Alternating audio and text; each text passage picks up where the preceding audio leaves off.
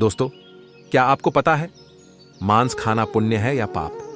क्या भगवान ने छोटे छोटे जीवों को मनुष्यों का भोजन बनने के लिए ही भेजा है? दोस्तों, मांस खाना पुण्य है या पाप? आज मैं आपको इसी विषय में समझाऊंगा। क्या पशु पक्षी, भेड़ बकरी, मुर्गा मछली, इन समस्त प्राणियों का मांस खाने से मनुष्य को पाप नहीं लगता है? परंतु भगवान श्री कृष्ण ने जब भगवत गीता का ज्ञान अर्जुन को दिया था तो उसमें उन्होंने एक बड़ा ही सुंदर वर्णन दिया था कि अगर मनुष्य किसी भी जानवर को मार दे तो उसे पाप लगता है, लेकिन अगर कोई पशु पक्षी किसी मनुष्य को मारे तो उस पशु को कोई पाप नहीं लगता है। तो आइए आज की इस वीडियो में समझते हैं कि छोटे छोटे जीवों को मारकर खाना कितना सही है और कितना गलत। आजकल ऐसे हजारों लाखों लोग मिल जाएंगे जो मांस खाने को सही मानते हैं।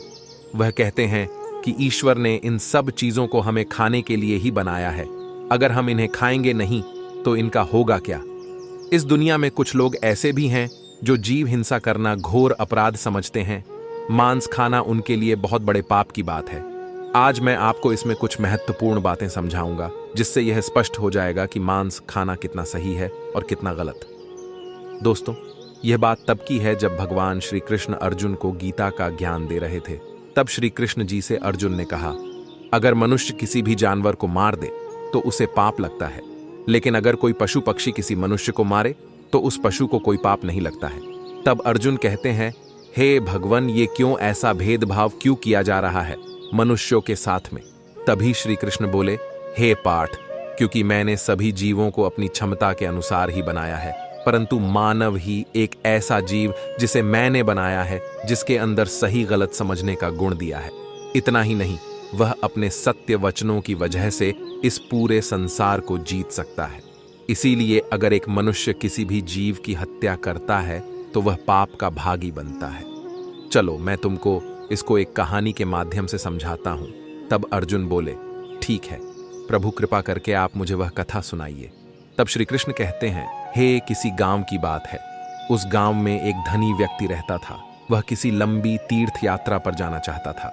जाने से पहले उसने अपने यहाँ एक दावत रखी। उसमें गांव के लोगों को आमंत्रित किया। सब लोग उसके यहाँ दावत खाने के लिए आए। उसका यह मानना था कि ईश्वर ने भेड़ बकरी मुर्गा मछलियां इन जीवों को इंसानों को खाने के लिए बनाया है, इसलिए उसने अपने यहाँ दावत में भेड़ और मछलियों का मांस पकवाया। उसके यहाँ आए हुए सभी मेहमानों को भेड़ और मछलियों का मांस परोसा गया।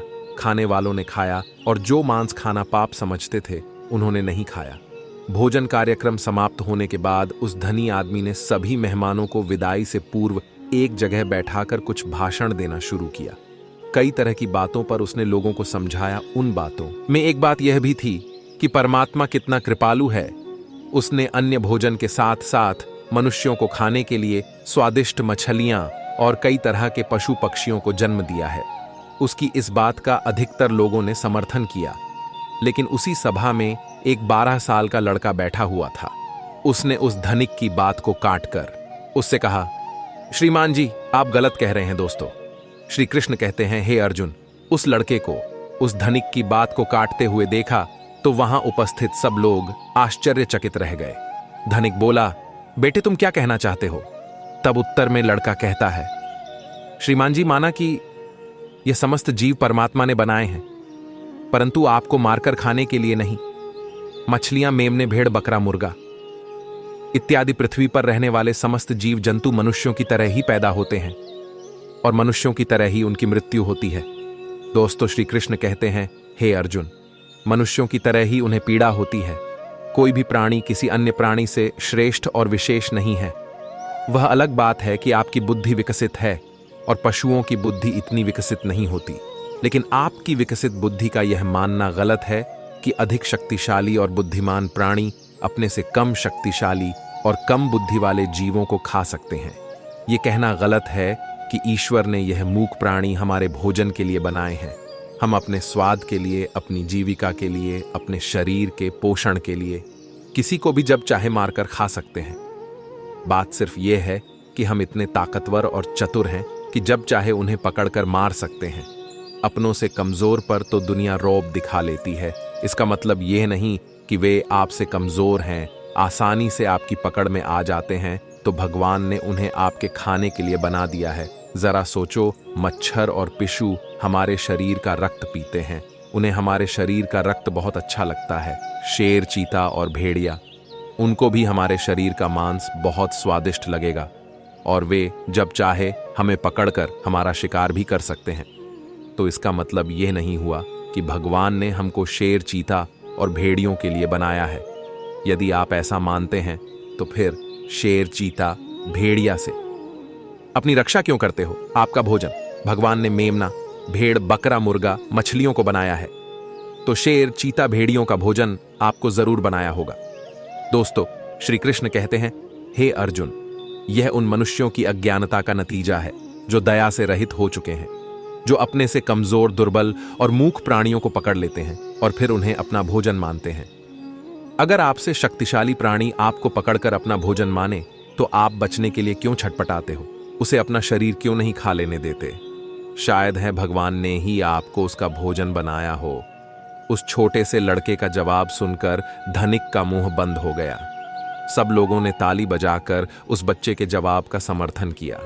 लड़का बोला, सुनो, मैं तुम्हें भगवान श्री कृष्ण का एक और उपदेश सुनाता हूं। दोस्तों, श्री कृष्ण कहते हैं, हे अर्जुन, फिर उस लड़के ने मेरे ही द्वारा रची गई एक लीला को कह सुनाया।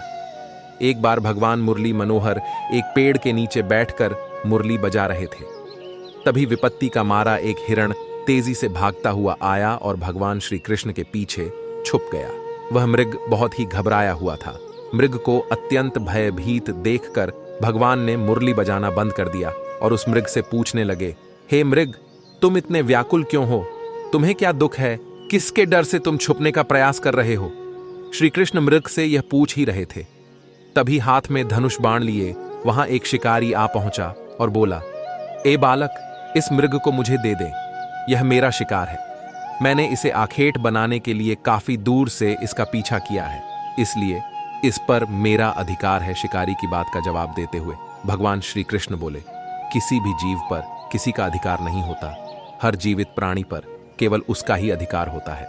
दोस्तों, श्री कृष्ण कहते हैं, हे अर्जुन, शिकारी कहता है, नहीं नहीं, यह मेरा शिकार है और मैं इसे मारकर इसके मांस को पकाकर खाऊंगा।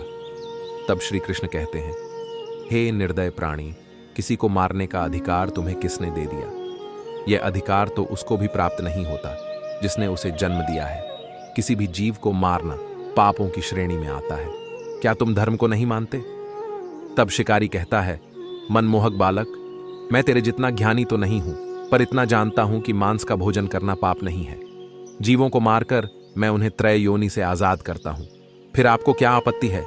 वैसे भी कोई ना कोई इन्हें मारकर खा ही जाएगा। अगर जीव हत्या पाप है तो राजा लोग इन्हें मारने का शौक क्यों रखते हैं? इस बात को सुनकर श्री कृष्ण समझ गए कि इसकी बुद्धि हिंसा करते करते, मांस खाते खाते मंद पड़ गई है। इसका विवेक उचित अनुचित का निर्णय करने के काबिल नहीं है।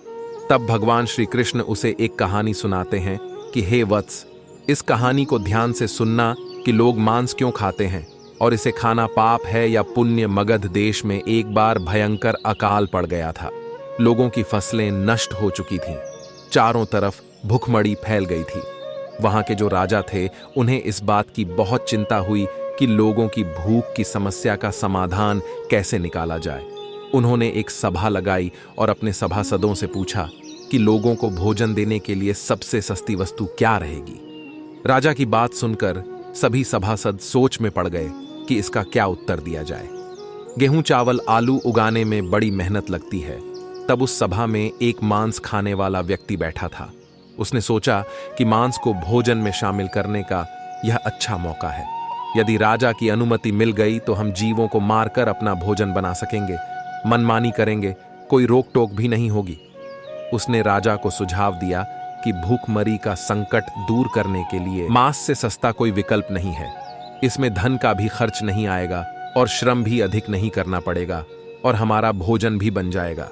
सभा में बैठे अन्य लोगों ने इस बात में हाँ मिला दी, लेकिन वहां के जो प्रधानमंत्री जी थे, उन्हें यह प्रस्ताव पसंद नहीं आया। वे चुपचाप बैठे रहे। राजा ने पूछा, हे प्रधानमंत्री जी, आप चुप कैसे बैठे हो? आपकी क्या राय है इस विषय में? तब मंत्री जी ने कहा, महाराज, मेरे हिसाब से मांस सस्ता विकल्प नहीं है। इस विषय पर मैं अपनी राय आपको कल दूंगा।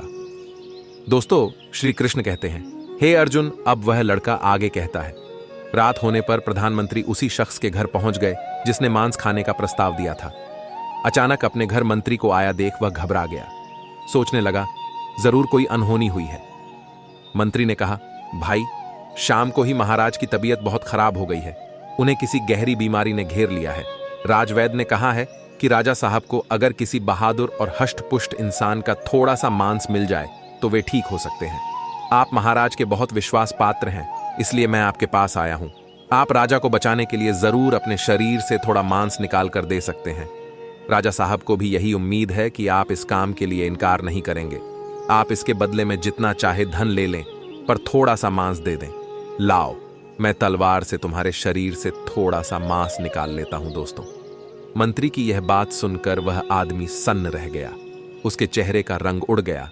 वह भागता हुआ गया और अपने घर में से 1,00,000 सुवर्ण मुद्राएं लाकर मंत्री जी को दे दी और बोला, माफ करना, मैं अपने शरीर का मांस नहीं दे सकता। इसके बदले में आप यह पैसे ले जाइए और किसी और को यह पैसे देकर उससे मांस खरीद लीजिए। मित्रों, मंत्री जी बोले, नहीं भाई, राजा ने विशेष रूप से आपका ही मांस लाने को कहा है, क्योंकि आप बहुत तंदुरुस्त हैं। थोड़े से मांस में आपका कुछ नहीं बिगड़ेगा, पर राजा साहब की जान बच जाएगी। इसके लिए मैं तुम्हें राजा से बोलकर मंत्री पद भी दिलवा दूंगा। कृपया आप देरी ना करें, थोड़ा सा मांस निकाल कर दे दे। दोस्तों, श्री कृष्ण कहते हैं, हे अर्जुन। वह लड़का सभी को समझते हुए आगे बोला। वह शख्स मंत्री जी के पैरों में गिरकर बोला, मंत्री जी, मुझे माफ कर दो। इसके बदले में आपको अपना सब कुछ देने को तैयार हूं, पर मैं अपने शरीर को काट कर मांस नहीं दे सकता। इतना कहकर वह वहां से भागने लगा। मंत्री जी बोले, आप भाग जाओगे, पर आपका परिवार तो यही रह जाएगा। उसने कहा, मंत्री जी, अपने प्राणों से बढ़कर कुछ नहीं है। जब मैं ही नहीं रहूंगा तो परिवार का क्या करूंगा। मंत्री ने कहा, आपको यहां से जाने की जरूरत नहीं है। तुम्हें मांस नहीं देना है तो मत दो, मैं किसी और के पास चला जाता हूं। इतना कहकर मंत्री जी उससे 1,00,000 स्वर्ण मुद्रा लेकर चले गए। अब उसके जान में जान आई। दोस्तों, श्री कृष्ण कहते हैं, हे अर्जुन। लड़का आगे बोला, इस प्रकार प्रधानमंत्री एक एक करके सभी मंत्रियों के घर गए। सबसे थोड़े से मांस का आग्रह किया, पर सबने अपनी अपनी तिजोरियों से किसी ने 1,00,000, किसी ने 2,00,000, किसी ने 10,00,000 स्वर्ण मुद्राएं तो दे दिए, पर अपने शरीर का मांस नहीं दिया। मंत्री जी उन पैसों को लेकर अपने घर चले आए। वह रकम करोड़ों में इकट्ठी हो चुकी थी। अगले दिन सारे मंत्री सुबह सुबह ही राजा के पास पहुंच गए कि देखें राजा साहब स्वस्थ हैं या नहीं। उधर प्रधानमंत्री जी भी उन सारे पैसों को लेकर राजा के पास पहुंचे और उन पैसों को राजा के सामने रख दिया। वे पैसे करोड़ों में थे। राजा ने पूछा, मंत्री जी, इतने पैसे किस लिए लाए हो? तब मंत्री जी ने पूरी कहानी सुनाई कि महाराज, मैंने झूठ मूठ का एक नाटक किया था। मैंने उन समस्त मंत्रियों से यह कहा कि राजा साहब की तबीयत बहुत खराब है, यदि उन्हें थोड़ा सा मनुष्य का मांस मिल जाए तो वे ठीक हो सकते हैं। महाराज, मंत्रियों ने मुझे इतने पैसे तो दे दिए, पर आपके उपचार के लिए अपने शरीर से थोड़ा सा मांस नहीं दिया। कल लोग सभा में मांस का भोजन बहुत सस्ता बता रहे थे। अब आप ही सोचिए कि जीवित प्राणी का मांस कितना सस्ता है और कितना महंगा, कि थोड़े से मांस के लिए करोड़ों रुपए देकर उन्होंने मांस देने से इनकार कर दिया। दोस्तों, श्री कृष्ण कहते हैं, हे अर्जुन। वह लड़का आगे कहता है, मंत्री जी की बात राजा को अच्छी तरह समझ में आ चुकी थी। इधर वह लड़का कहता है, भगवान श्री कृष्ण ने उस शिकारी को समझाया कि देखो, अपना शरीर सबको प्रिय होता है, चाहे वह मनुष्य हो या कोई पशु। सबके मांस की उतनी ही कीमत होती है जितना सबके प्राण उतने ही मूल्यवान होते हैं, जितने कि आपके। इसलिए किसी के शरीर को कष्ट नहीं पहुंचाना चाहिए। मनुष्य के जब अपने प्राणों पर आ बनती है तब तो उसे अपना शरीर बहुत प्रिय लगता है। दूसरे जीवों को मारने में वह एक पल भी नहीं लगाता, क्योंकि वह दर्दनाक पीड़ा उसको होती है। आपको नहीं, जिस दिन आपको होगी उस दिन मांस की कीमत आपको समझ आ जाएगी। दोस्तों, श्री कृष्ण कहते हैं, हे अर्जुन, अब तुम्हें उस लड़के की बात समझ में आ गई होगी और यह भी तुम समझ गए होंगे कि किसी भी जीव को मारना किसी भी मनुष्य के लिए कितना बड़ा पाप है। श्री कृष्ण आगे कहते हैं, हे अर्जुन, आज कलयुग का इंसान बहुत ही अपलच्छी हो चुका है।